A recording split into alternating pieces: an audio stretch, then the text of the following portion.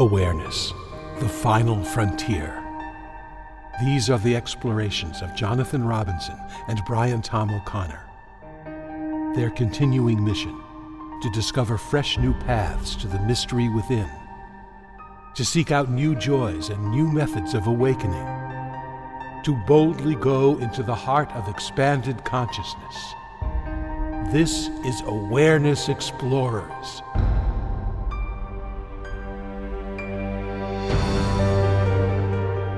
Well, welcome back, fellow explorers, to another episode of Awareness Explorers, and I'm Jonathan Robinson, and I am here with my trusty co-host, Brian Tom O'Connor.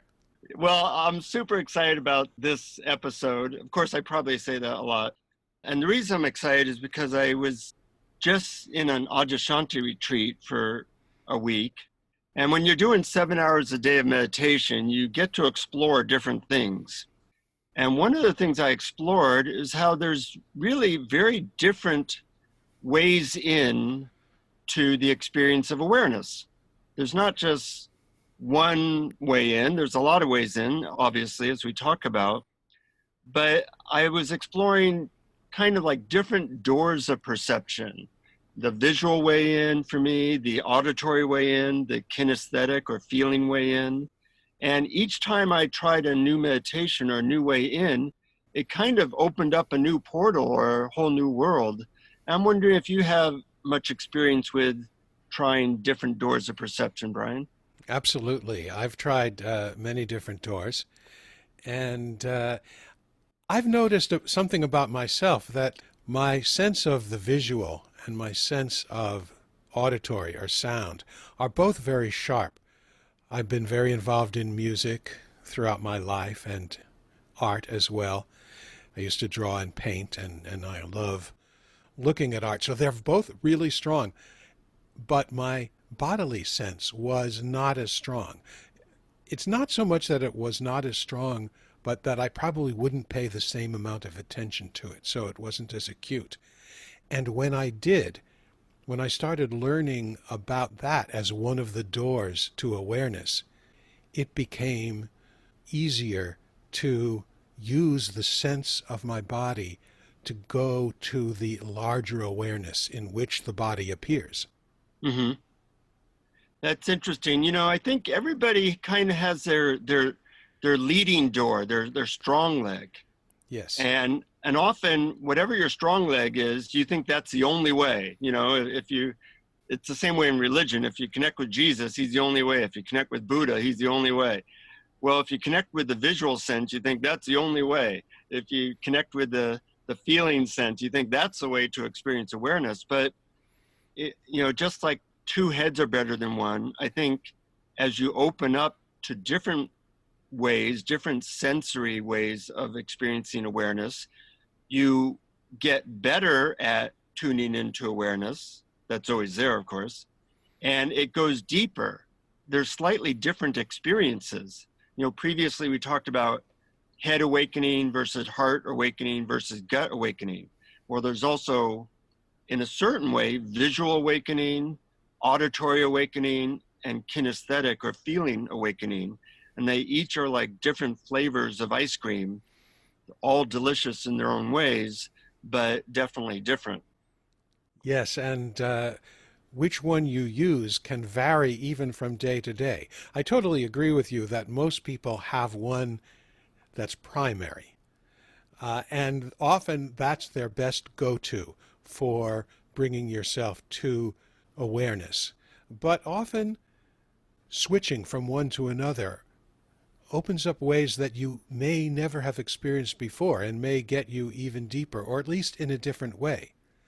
Also, I would add that for most people, meditation or awareness practices or other kinds of inner work often is more difficult with the eyes open, and that's why many people start with eyes closed, because when your field of vision is open, it's so all-encompassing, it's so distracting, it's a little more difficult to shift the attention from the content of awareness to the background.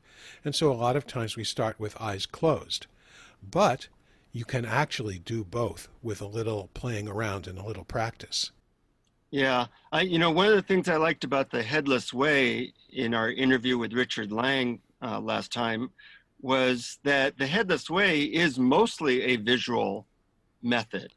And the good thing about a visual method is you spend most of your life, your waking life, with your eyes open. So if you have a visual cue for becoming aware of the background of awareness, that's a really good method because that's how we live our lives mostly.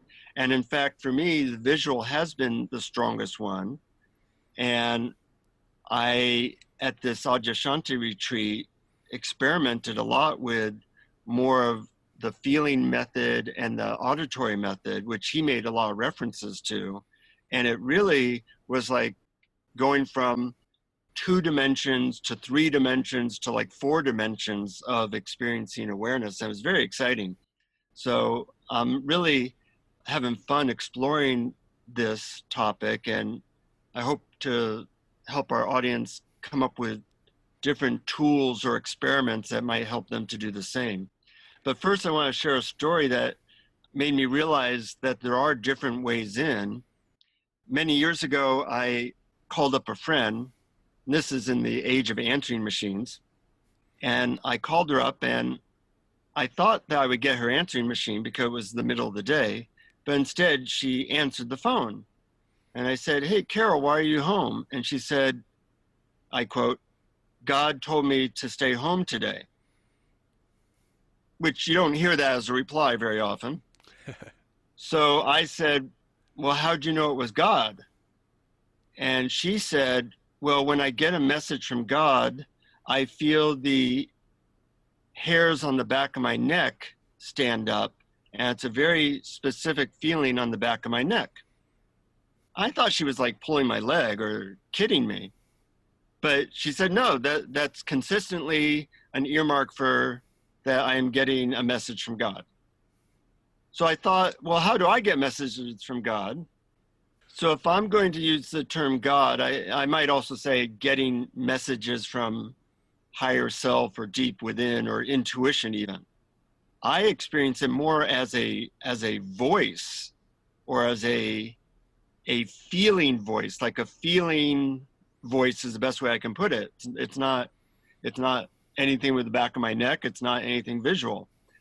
So I started asking people how they listen to their intuition or listen to higher self and God, and everybody was mentioning a different method, a different sensory organ. Some people heard things, some people saw things, some people felt things.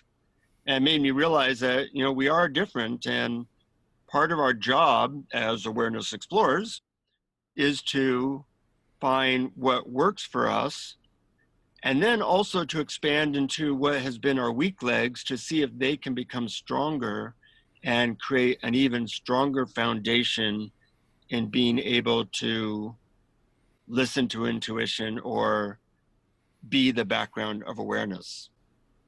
It's very exciting to hear you talk about that, and also to talk about your experience on the retreat with Adyashanti. That sounds quite wonderful. And to hear that you learned different ways of approaching it apart from your primary one. Thinking about it myself, I realized that I guess auditory would be my primary modality, if you want to put it that way.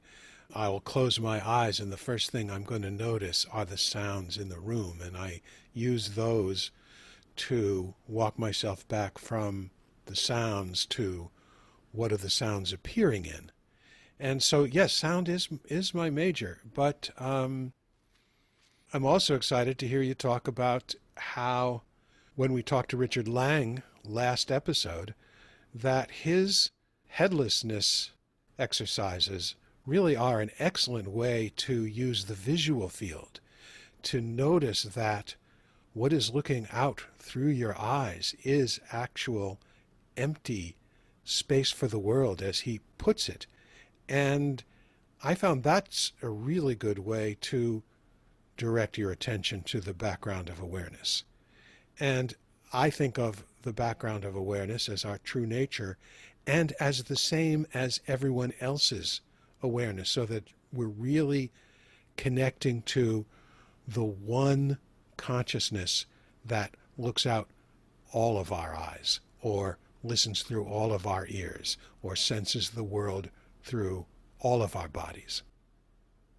Yeah, it's pretty exciting when it's like, being a kid in a candy store and realizing that you've been focusing on one toy, and then there's all these other toys that you can play with and have a good time with. At the retreat, Adyashanti would say this phrase that at first meant nothing to me, and by the end of the retreat meant everything to me. It was really interesting because it was the same phrase. He would say, just kind of feel the silence. And at first I was like, what the hell does he mean by that? Feel the silence, First of all, you can't feel silence, you hear silence. So what's that mean? He must have mixed up his words. Mm-hmm. Well, a couple days of meditating a bunch, he would say, just kind of feel the silence. And it was like, how could you not feel the silence? It's overwhelming. Yeah. I mean, why do you even have to say that? The silence is like, it's like being underwater, so much pressure. I feel it all the time. And so that phrase now means something to me. And like how you have the way of tuning into awareness through hearing that they come out of a field of silence. I assume that's kind of what you're experiencing? Exactly. Yeah, that didn't used to mean anything to me until the Ajah retreat. And now it's very prevalent. So I will just kind of get quiet, hear the sounds, and realize that they're coming out of a field of silence that is kind of within me and is me. And it's very beautiful, very wonderful. And then there's also feeling that my sensations are coming out of a field of sensations, which is slightly different. So I'm sitting in a chair now, I feel my body, I feel certain sensations.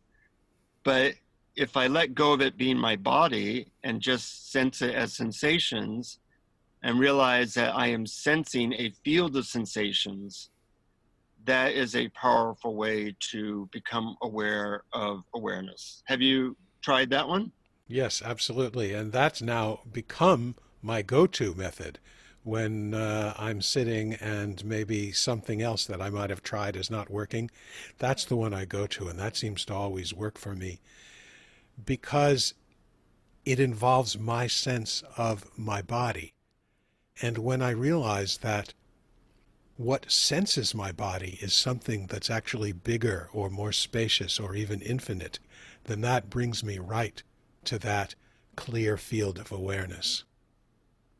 It's amazing stuff. This is like dynamite. And the other thing that really I'm just starting to experiment with is going back and forth between these, Yes. because the mind kind of gets bored if you do the same thing, or if you have a constant sensation, you kind of lose it. I mean, we're constantly aware, but we're not aware of it because it's constant. It's the same thing with breathing. There's constant air, so we're not really aware that there's air. But if the air disappears for a second, we become very aware of it. and I noticed that by changing modalities from hearing to sensing to visual, it keeps the process alive and allows me to stay with it perhaps longer than I might normally. I'm wondering if the same is true for you. It is, and I really like the point that you just made that we tend not to notice something that's always there. Like a fish may not even realize it's in water. Or if we read words on a page, we don't notice the white page behind it. But awareness isn't something we get and bring into our experience. It's something that's already there, that's always been there, that never leaves, that never goes away, that isn't affected by what's in it. but we don't notice it because for the simple fact that it is always there. But when we pause and we turn our attention to it, we realize that the qualities of it, which is actually quality-less, it has no qualities, it's pure, it's clear, it's totally allowing and therefore totally loving. And we can sense it, we can know it. And know it in different ways. And know it in different ways. And I'm curious to know, you talk about ways of hearing, sensing the silent field that sounds appear in. And we talked about bodily sensations, sensing the larger spacious field in which our sensations appear. How about the visual field? I think that's the trickiest one. Well, that's where the headless methods come in for me, because like as I sit here, I can kind of look down at my body and it appears that there are two arms coming out of a nothing. There's a legs and a chest coming out of a nothing. And that reminds me that I am kind of in this background. Well, one of the things I do, and you can do this now, Brian, is take your hands, both hands, and you put them around eye level right in front of your face. And then you move your hands back towards your shoulders until you can't see your hands anymore. And you could say that's like that your hands are going from the three-dimensional world back into this field of awareness that everything springs out of. And the same when you bring them forward, everything comes out of this mystery, this field of awareness that we are. And that is one visual way that I tune into the field of awareness. I think everybody has unique things that they can try. And just to remind our listeners that they can go to headless.org and click on the experiments, and they will guide you through a bunch of these visual experiments that are really very trippy. Yeah, I think they're great too. And particularly that one that you just described is a great way of bringing us back to the background in which everything appears.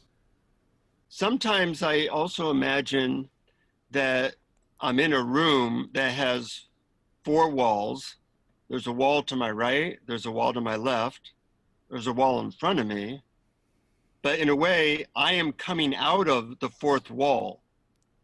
And the fourth wall is the wall of awareness that everything springs out of. I don't know if that makes sense to you, but that's also another visual way I have of tapping into awareness. Well, that's delightful to me as an actor and theater director, because the fourth wall is something that we talk about a lot. When an actor is on stage in a conventional set, like a drawing room scenery, there's actually three walls that the audience sees, but the actor has to imagine the fourth wall between the audience and the actor. But if we look at it from the audience point of view, looking out at the three walls, then we are that fourth wall. Yeah. That emptiness, that background. Great image. Good. You know, I find it interesting that different religions kind of have emphasized different doorways in. Like some religions really focus on music and how there's like sacred music that's coming out of silence. And some religions focus more on visual things like mandalas or cathedrals that would give people a sense of awe or a sense of perhaps stimulating the visual in a way that might lead to a higher state of consciousness. And then, of course, there's religions that focus more on feelings or on spaciousness. And I think these are all ways to help people start to move in the direction of something that's quiet, something that's always there, and they just didn't have the specificity of the tools that we now have that can make it even more effective and more powerful. That's a cool point. I never thought of it that way. Sure, I can think of tons of religious art, visual arts, and of course music has been major in our culture, in all cultures, I should say. And now I'm thinking, for example, the whirling dervishes in the Sufi movement, spinning and spinning, creating a actual feeling in the body as an example of a way to use a different modality to reach the divine that we all are. Yeah, and it's fun to see what triggers you. I know for me, I often listen to religious music because that helps me quiet in this very powerful way, whereas mandalas and other things don't really do anything for me, but everybody's different. And not only are they different, but the order that works best for you can change. For example, I'll often start with a visual, headless way of tuning into awareness, then go into the feeling the silence, and then go into feeling the spaciousness. So it's like visual, auditory, kinesthetic, whereas other people are the exact opposite. And it's interesting to play around to see what order is best for you. And just like, you know, the sentence, Bob bit the dog and the dog bit Bob, both have the same words, but the order's different. And when the order's different, it creates a very different meaning or experience. Totally. Do you know which order you tend to find most useful for you? Bit the dog Bob. No, just kidding. Yeah, I think I pretty much, well, the visual, of course, is the primary if my eyes are open. Uh-huh. I'm constantly looking around at my environment and enjoying it because I love color and I love form and I love the sky and I love even objects, just ordinary objects like the wood grain texture in a table or even on the sidewalk. The patterns of dirt and grime on a New York City sidewalk are beautiful to me. Hmm. But let's say I'm sitting down to do some awareness practices. That might not be what I start with. I might start with the sound, the hum of the air conditioner or the traffic sounds or the sound of breathing and use that. But just as you say, I think it's great to have many different tools at your fingertip. And that's why in my awareness games book, there are a lot of awareness games because some work for some people and others don't. And some work for the same person one day and the next day or even the next minute, they may not. So there's a lot of them. But I would add, as long as you remember that the goal is to notice the awareness that's already there, that's already allowing everything to be as it is. And ultimately, that generally involves some kind of relaxation. You know, relaxation of your visual field, relaxation of your hearing, relaxation of your sensing your body. And I think there's some crossover. So when you learn to relax in one modality or one doorway, there's a little bit of bleeding into, well, maybe I can relax this other aspect of my being. And when you do that, then you notice that awareness was always there. Absolutely. Relaxation is key, and that's why breathing is often a part of many practices. But relaxation is also key because when we're allowing everything to be as it is, it's easier. And when we are trying to fix what's happening or change what's happening in some way, surprisingly, that gets in the way. It becomes a veil of pure awareness. Such an exciting topic, and I hope our listeners really experiment with this. You know, it's kind of like we have this great laboratory we've all been given of our five senses and our awareness. And your mission, should you decide to accept it, is to see how you can play with those senses and play with your awareness in a way that leads to the peace and connection that we're all really yearning for. Well put. Absolutely. With that being said, I'm wondering if you could guide us in a meditation that incorporates some of these ideas and help people to experience this on their own and in their life right as they listen to our podcast. Sure, I'd love to. This is a meditation that I sometimes call triangulation because it involves three different modalities or doors of perception: the visual, the auditory, and the kinesthetic or body sensation.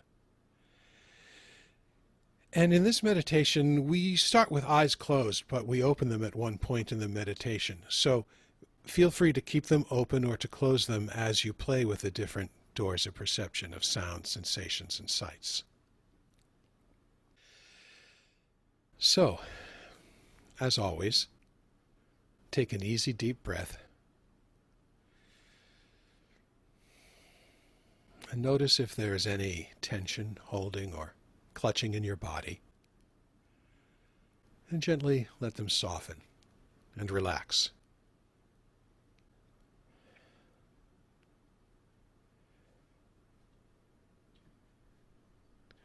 Starting with your eyes closed, listen to the sounds around you. The hum of an air conditioner or heater, or perhaps the sound of traffic or birds or wind outside, or the sound of my voice.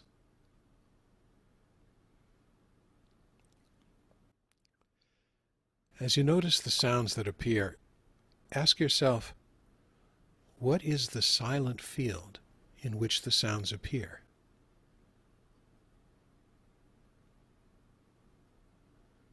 Notice each sound separately, and for each sound ask the question, what is the silent field in which this sound appears?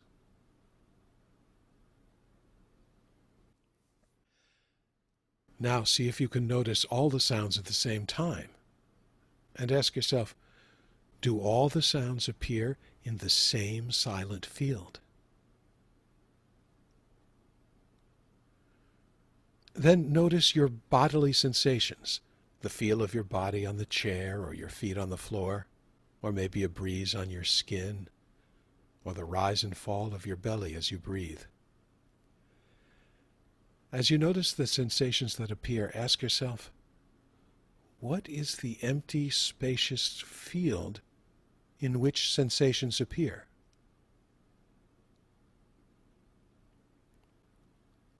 You can notice each sensation separately and ask the question, what is the empty, spacious field in which this sensation appears?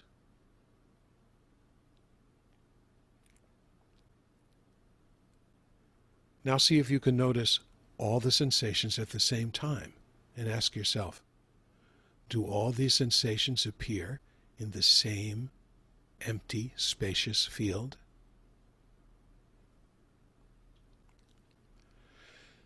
Now see if you can notice both the sounds and the body sensations at the same time. And ask yourself, is the field in which sounds appear the same as the field in which sensations appear?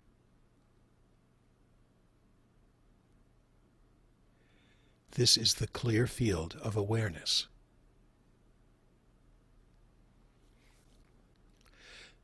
Now, gently open your eyes a bit. Notice what sights or images appear. Imagine the images are coming through your eyes and being projected on a blank screen inside you. Imagine this screen is like a clear, empty field in which images appear. As you notice the sights and images that appear, ask yourself, what is the blank, empty background field in which these images appear? Notice a few objects or images separately, and for each one ask the question, what is the empty, clear field in which this image appears?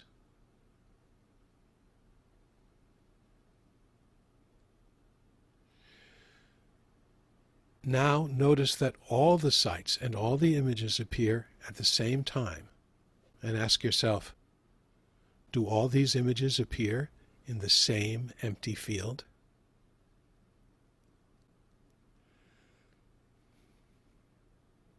Now, see if you can notice both the images and the body sensations at the same time. And ask yourself, is the field in which images appear the same as the field in which sensations appear?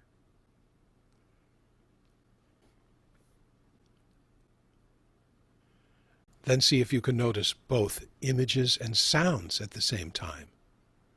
And ask yourself, is the field in which images appear the same as the field in which sounds appear?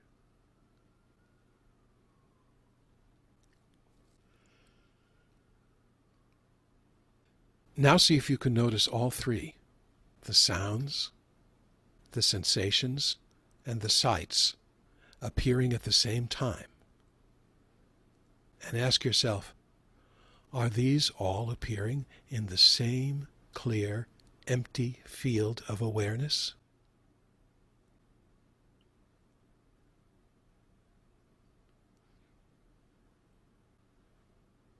That field is your true nature.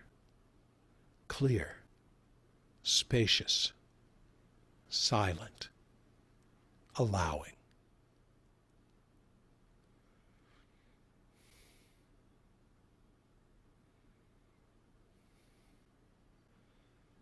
Now, if your eyes are closed, gently open them again.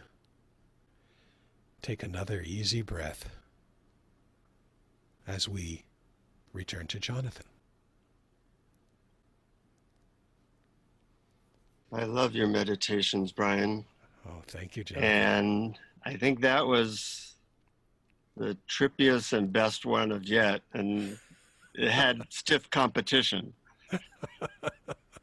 Trippiest. I love that phrase. Brings me back. Yes. I don't have to take those drugs I used to take anymore. Anyways, Yeah. That's very powerful. I had a lot going on mentally this morning, and it was like putting on the brake and then the emergency brake and then hitting a wall in a good way. Just stopped. That was very, very powerful. So thank you for that. Oh, you're welcome. It's amazing what like a 5-minute meditation can do if you have practiced with these methods. You really enter a whole other world. And of course that world is always there, but we haven't been noticing it. And with some of these methods, like technology or the methodology keeps getting better, in my opinion. And I hope people got a taste of it. And if you did, make sure you tell your friends and family, because this is good news. And it's a lot quicker to find peace doing this than trying to manipulate the world to be the way we want. That doesn't work very well anyways. That's right. Actually, I have a refrigerator magnet on my refrigerator that says from the Buddha, "Do not seek peace in the world. You will not find it there. Seek peace within." And I think those are good words to leave our listeners by. But, I hope people experiment with this stuff. It's exciting, it's new, it's different, and it really opens up whole new doorways to the heaven and peace within. And I know everybody has a lot going on in their life, but this is something that can really be a friend for life. Yeah, and you can just take a few minutes out of your day several times a day just to try this. And the more you do it, the more it permeates your whole day, even when you are distracted and involved in the things you have to do and the concerns you have for your life and the world. I'm still high, so yeah, it does have a shelf life. It does last for a while. Cool. Anyways, as we like to say to our friends out there, give us reviews, tell your friends, family, but most of all, keep exploring. Keep exploring. Thank you for listening to Awareness Explorers. To learn more, you can check out our website at awarenessexplorers.com. Please subscribe to our podcast on iTunes, Google Play, or your favorite podcast app. And we'd love it if you would post a review. And please share our link on Facebook and with family and friends, because knowing yourself as awareness is the greatest gift you can give yourself or someone you love.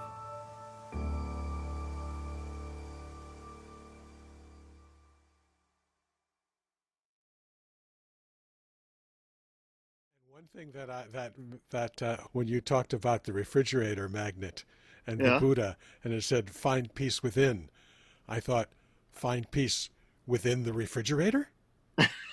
And yes, you can, because you can use one of the senses we haven't mentioned, taste, and practice mindful eating.